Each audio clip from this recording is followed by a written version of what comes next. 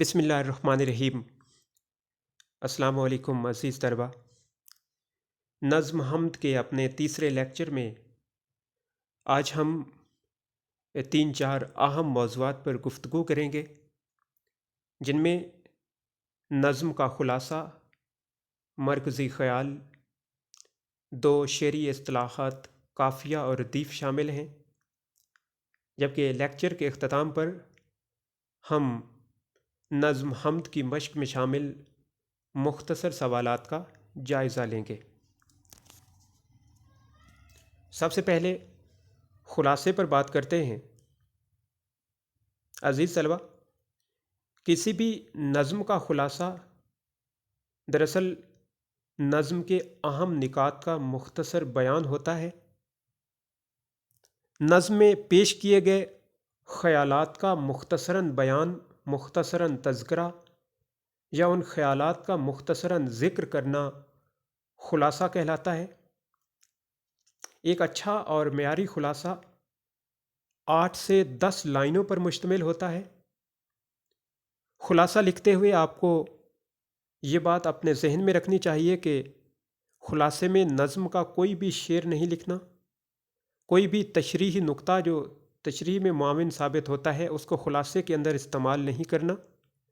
خلاصے کو صرف اور صرف نظم تک محدود رکھنا ہے، اور اس کے ساتھ ساتھ نظم میں پیش کیے گئے جو خیالات ہیں خلاصے میں ان کی ترتیب کو برقرار رکھنا ہے، یعنی شعر نمبر 1 سے لے کر آخری شعر تک جو ایک ربط اور تسلسل ہے اشعار کے اندر، خیالات کے اندر، انہی کو آپ نے برقرار رکھنا ہے۔ مثال کے طور پر پہلا شعر ہے تو اس کے خلاصے میں اس کا ذکر درمیان میں یا آخر میں نہیں کرنا، یا آخری شعر کا ابتدا میں ذکر نہیں کر دینا، بلکہ پہلے شعر سے لے کے آخری شعر تک جو اشعار کی ترتیب ہے اسی کے مطابق آپ نے اپنے خیالات کو بھی ترتیب دینا ہے۔ نظم حمد کا خلاصہ دیکھتے ہیں۔ اس نظم میں مولانا الطاف حسین حالی اللہ تعالیٰ کی حمد بیان کرتے ہوئے لکھتے ہیں کہ تمام انسانوں کے دل پر اللہ تعالیٰ کے قبضہ قدرت میں ہیں۔ اس کا ثبوت یہ ہے کہ مجھ جیسا ایک نافرمان بندہ بھی اللہ تعالیٰ کی تعریف بیان کر رہا ہے۔ اللہ تعالیٰ کے انسان پر اتنے احسانات ہیں کہ وہ اس کا شکر اور حق ادا کر ہی نہیں سکتا۔ یہاں محرم اور نامحرم دونوں برابر ہیں، کیونکہ جس پر اللہ تعالیٰ کی حقیقت کا راز کھلا ہے وہ بھی اس کی حکمتوں سے ناآشنا ہے۔ پھٹے پرانے کپڑوں میں مست رہنے والے فقیروں کی نظر میں قیمتی اور شاہی لباس کی کوئی وقت نہیں۔ اے اللہ، جو مصیبتوں اور تکلیفوں میں بھی تیرا گلہ کرتے ہیں تو انہیں بھی ہر چیز میں دکھائی دیتا ہے۔ وہ مانتے ہیں کہ تیرے حکم کے بغیر پتا بھی نہیں ہل سکتا۔ آخر دنیا میں تیرا چرچا کس طرح نہیں ہوگا، کیونکہ صبح کی ٹھنڈی ہوا تیری وحدانیت کا پیغام لیے گھر گھر پھر رہی ہے۔ اے حالی، تیرا انداز بیان سب سے الگ اور مؤثر ہے، کیونکہ تیری ہر بات دل سے نکلتی ہے، اس لیے اثر رکھتی ہے۔ اب بیٹا اس نظم کا مرکزی خیال دیکھتے ہیں۔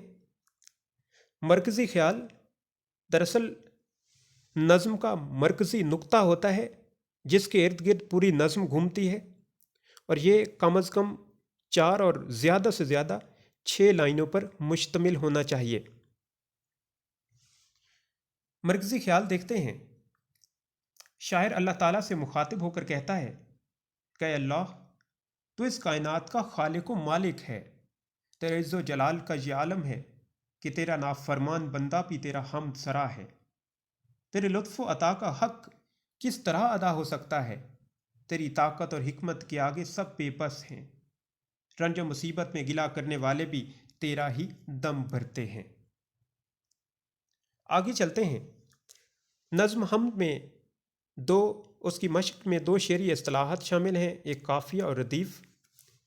قافیہ لفظ کفو سے ہے، جس کے معنی پیروی کرنے کے اور پیچھے آنے والے کے ہیں۔ اردو ادب میں قافیہ ایسے الفاظ کو کہا جاتا ہے جو اشعار میں الفاظ کے ساتھ غیر مسلسل طور پر آخر میں بار بار آتے ہیں۔ اس کی خوبصورت مثال دیکھیے۔ دل ناداں تجھے ہوا کیا ہے، آخر اس درد کی دوا کیا ہے، ہم ہیں مشتاق اور وہ بیزار، یا الہی یہ ماجرا کیا ہے؟ جان تم پر نثار کرتا ہوں، میں نہیں جانتا دعا کیا ہے۔ اب بیٹا کافی ہے کہ ایک آسان سی اور ایک مختصر سی ایک سادہ سی تعریف سمجھا دوں آپ کو کہ کسی بھی شعر میں یا اشعار میں استعمال ہونے والے ہم آواز الفاظ قافیہ کہلاتے ہیں۔ اب سوال یہ ہے کہ ہم آواز الفاظ کون سے ہیں؟ یہاں مثال کے طور پہ پہلا شعر دیکھیے، دل ناداں تجھے ہوا کیا ہے، آخر اس درد کی دوا کیا ہے۔ یہ ہوا اور دوا جب ہم ان کو بولتے ہیں تو ان کی آواز ایک جیسی نکلتی ہے۔ بظاہر یہ لکھنے میں مختلف ہیں، لیکن جب ہم بولتے ہیں تو ان کی آواز ایک جیسی نکلتی ہے، اور انہی ہم آواز الفاظ کو قافیہ کہا جاتا ہے۔ اگلے شعر میں دیکھیں، ہم ہیں مشتاق اور وہ بیزار، یا الہی یہ ماجرا کیا ہے۔ اب ماجرا، دوا اور ہوا کو دیکھیے تو ان کی آواز ایک جیسی نکلتی ہے، مطلب یہ ہوا یہ قافیہ ہیں۔ آخری شعر میں، جان تم پر نثار کرتا ہوں میں نہیں جانتا دعا کیا ہے۔ اب دعا کو ماجرا، دوا اور ہوا کے ساتھ ملا کر پڑھیے، جب آپ پڑھیں گے تو آپ کی آواز ایک جیسی نکلے گی، اور یہی ہم آواز الفاظ جو ہیں ان کو قافیہ کہتے ہیں۔